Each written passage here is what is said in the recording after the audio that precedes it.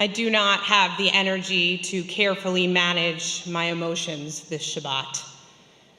I do not have the patience to weave a thoughtful journey of rhetoric that will gently encourage you to shift your thinking and act.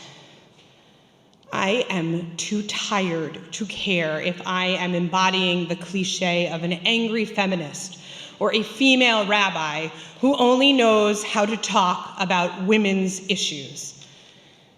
I cannot prioritize these insipid concerns. Now is the time to speak up.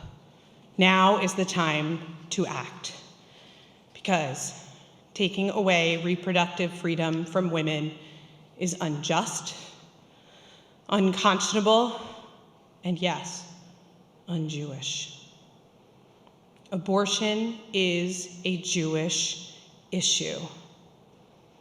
Jewish tradition allows for and even sometimes requires a woman to have an abortion. It is simply an enactment of the value of pikuach nefesh. Pikuach nefesh, the idea of saving and valuing life, is held in high esteem in our tradition. So high, in fact, that we are allowed to break almost all of the commandments in order to save a life. To that end, it is our responsibility as Jews to save and value the life of the mother over the fetus, as rabbinic tradition heavily leans towards the belief that it does not become a life until it is born and outside of its mother's womb. Even in Orthodox communities, abortions are permitted and are seen as health care for a mother. The ability and the right of a woman to end a pregnancy is very much rooted in our tradition. Since Monday night, I can think of nothing else but pikuach nefesh and the lives that are now at risk. I am deeply concerned that this leak sentiment and likely decision by the Supreme Court will lead to the deaths of many, many, many women around this country, because overturning Roe v. Wade will not stop abortions. It will simply prevent women from having safe and open access to legitimate medical care. Women ending their pregnancies did not begin in 1973 when Roe v. Wade became the law of the land. For centuries, women have helped one another to end pregnancies through herbs, through smuggled pills, through botched surgeries, or even sharp objects. Women have long sought and found ways to ensure that they were in control of their bodies, even when it meant turning to dangerous and illegal options. We have to assume that these underground and deadly strategies will again become the norm as legal, safe, and medical abortions become harder and harder to access. I am worried that we will lose many lives and that women's bodies will be destroyed. I am worried that the quality of women's lives will decrease and be devalued even more than it already has. I am worried that our daughters and our sons will grow up in a world where they will feel ashamed of their bodies and unable to make appropriate medical decisions. I am worried that this loss of freedom, loss of security, loss of autonomy are because we have been complacent and did not heed warnings. Phrases like, "I'm not a feminist, but," or "the feminist movement isn't necessary anymore," have been commonplace for too long. We achieved some of our goals and figured the rest would come in due time. Meanwhile, the ultra-conservative fire that has been smoldering for decades has been melting away the edges of our hard-fought and hard-won reproductive freedoms so that this current attack needed only a little match to make a big bonfire. Plenty have warned us this was coming, but did we listen? Did we act? This probable decision by the Supreme Court is not a warning shot, but an explosion in a decades-long war that we forgot to fight. We must do everything in our power to keep reproductive freedom, and we must do everything in our power to ensure that more rights are not taken away by the current Supreme Court. Let us not be naive and think this will be the end of the whittling down of the rights that we have carelessly always believed we would maintain.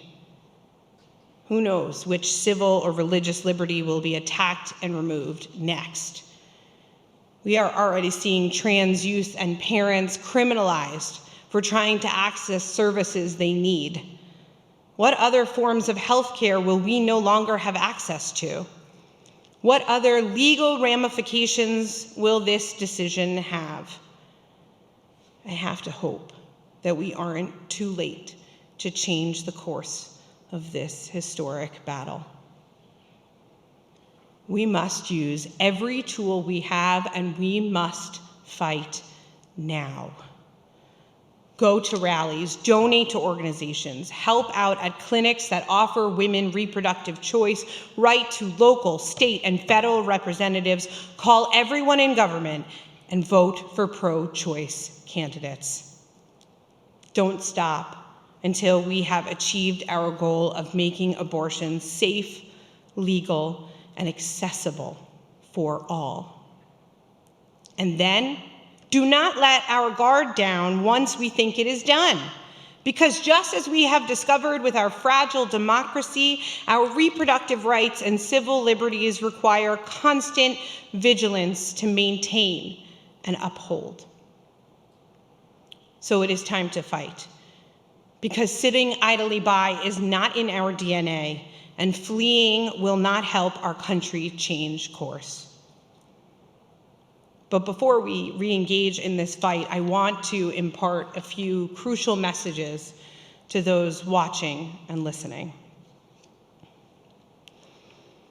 To those who believe that this potential Supreme Court decision will be a victory. If you do not identify as a woman, I urge you to dig deep and really ask yourself, what are you so worried will happen if we give women choice? Is this about what you believe is best for women, or what is best for maintaining your sense of power and control in this world? And if you truly believe that no woman should have this choice, how are you helping women to prevent unwanted pregnancies, to survive the ordeal of a pregnancy that could kill them, or shoulder the burden of caring for a child that they cannot care for on their own? To those who are excited by this potential victory and do identify as women, I am angry that you do not want to support other women, and that you are not interested in giving our daughters the freedoms and safety that you and I have held for only a brief moment. But mostly, I am sad and scared for you. Sad that you have been totally overrun by a society that seeks to suppress those who do not fit into the perfect boxes that allow power and patriarchy to persevere. Sad that you are so indoctrinated by these beliefs, you cannot see any other path for yourself, for other women, for other people.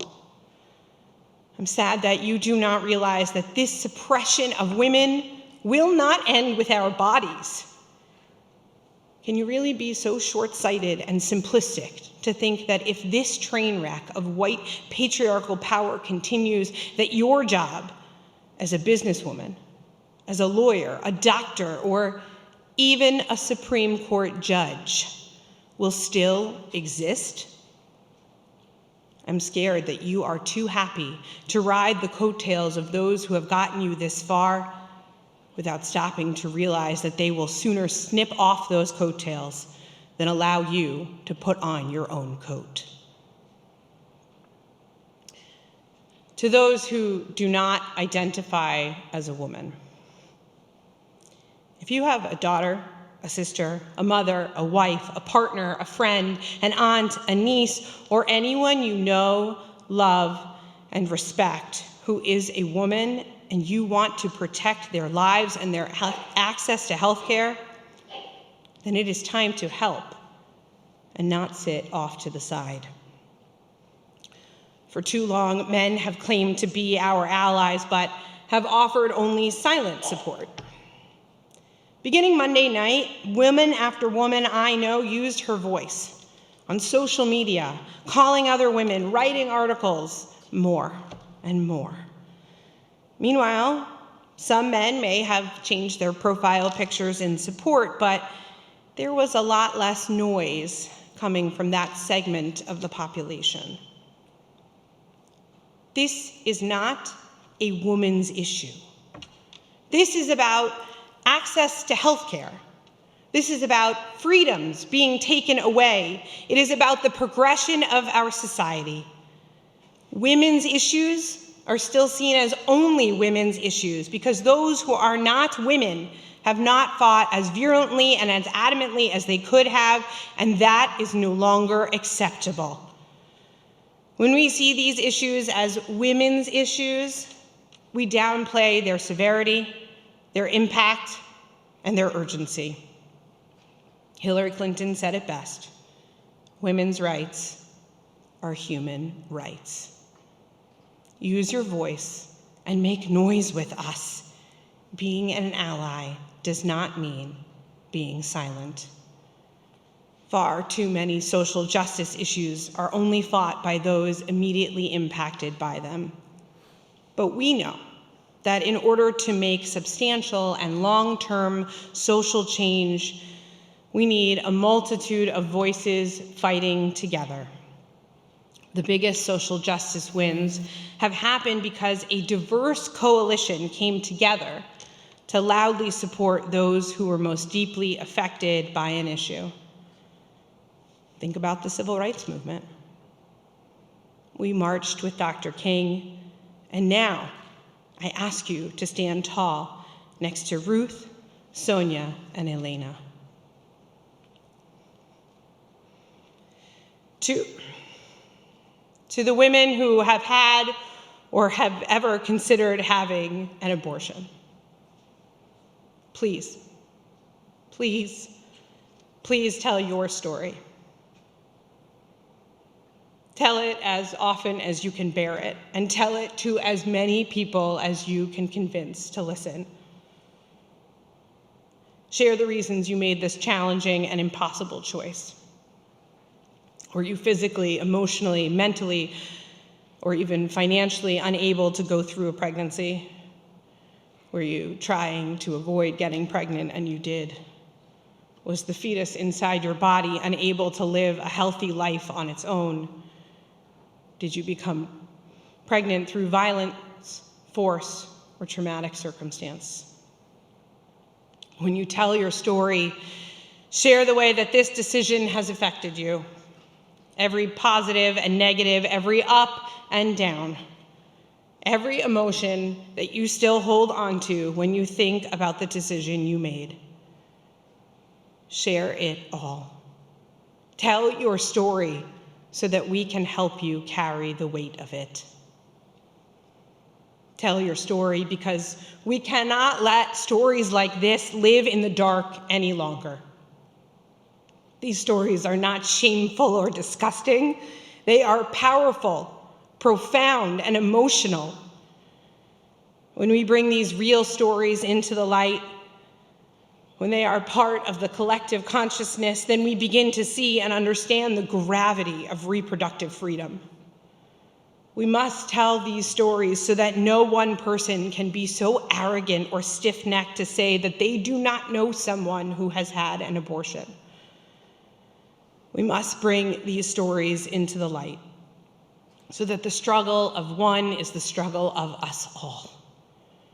We must bring these stories into the light to strip away the shame and fear that is all too often placed upon abortion and the women who make this choice. Share it loudly and widely so that the face of this issue becomes real women who are faced with difficult choices. Tonight, as we begin the day of rest, I am filled with restlessness.